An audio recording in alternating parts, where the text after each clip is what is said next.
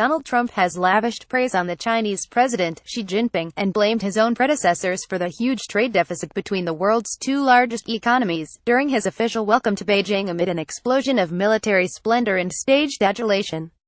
Speaking on Thursday at the Great Hall of the People, the ceremonial heart of Communist Party rule, Trump paid tribute to his warm and gracious host, and said he appreciated Xi's support for recent efforts to rein in North Korea's weapons programs.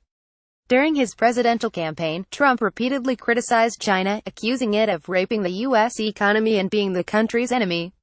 But on the second day of his visit to Beijing as part of his 12-day tour of East Asia, the president struck a far softer tone.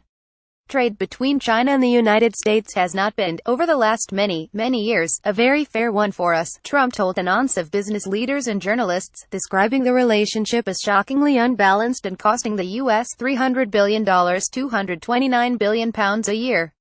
However, to an audible gasp from the audience, the U.S. president went on to suggest that it was not China to blame, but the U.S. itself.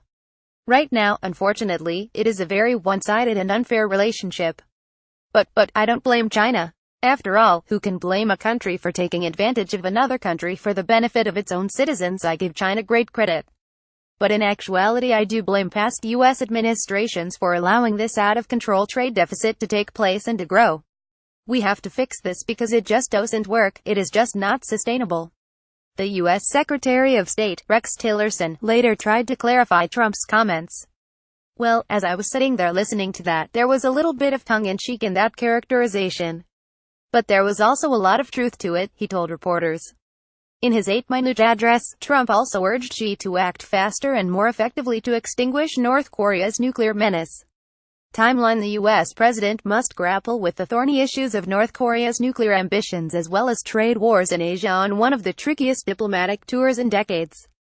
The 5th of November 2017, Trump warns of the North Korean threat and says Japanese orders for U.S.-made military equipment will help keep Japan safe. Read more. The 7th of November 2017, the North Korea rhetoric softens as the president suggests he is open to diplomatic efforts to resolve the nuclear crisis. Read more. The 8th of November 2017, Xi Jinping rolls out the red carpet for Trump, who lavishes praise on his host and blames his American predecessors for the huge trade deficit between the U.S. and China. Read more. The 10th of November 2017, Trump swings through Da Nang for the Asia-Pacific Economic Cooperation meeting featuring one Vladimir Putin, before flying to Hanoi for talks with Vietnam's president about boosting economic and security cooperation.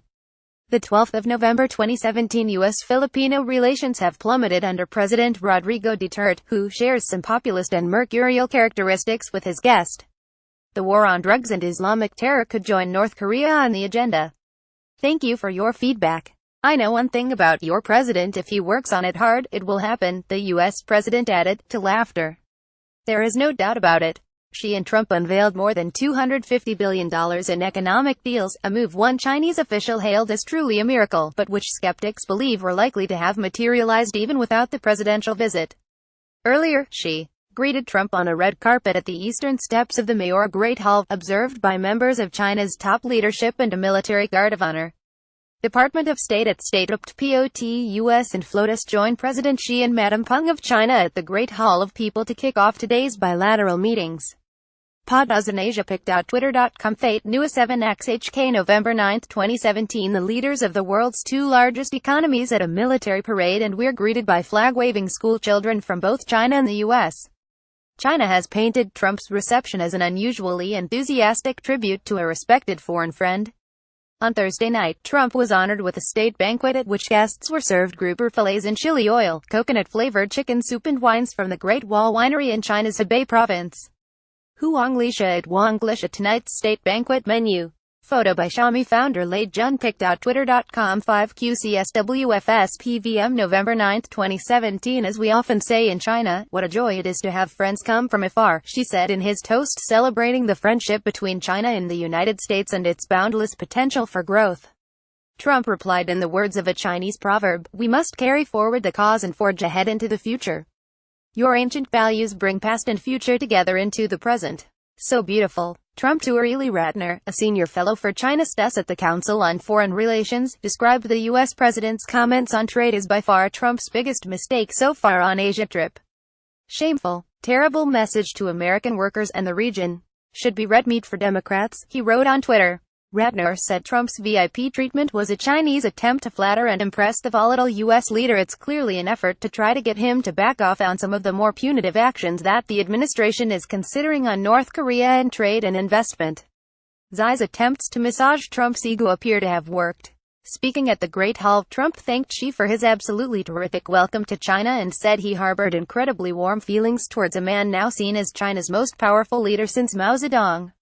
"You are a very special man," Trump told Xi. Xi was more restrained in his choice of words, although he hailed Trump's successful and historic visit, and said he hoped the U.S. and China could write more and more great stories together in the future.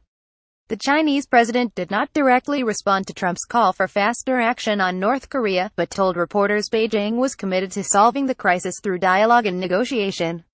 "We are ready to discuss with relevant parties the pathway leading to enduring peace and stability on the peninsula and in Northeast Asia." She also played down tensions between Beijing and Washington as two distinctive countries. "Our two sides may have different views or differences on some issues. This is only natural. The key is to properly handle and manage them." North Korean state media earlier rebuffed Trump's diplomatic overtures. The official news agency, KCNA, called Trump a lunatic old man and said the U.S. should oust him in order to escape the abyss of doom. In a statement to journalists in Beijing, Trump said all responsible nations must join together to stop arming and financing, and even trading with the murderous North Korean regime. "Together, we have in our power to finally liberate this region and the world from this very serious nuclear menace. But it will require collective action, collective strength, and collective devotion to winning the peace." Additional reporting by Benjamin Haas.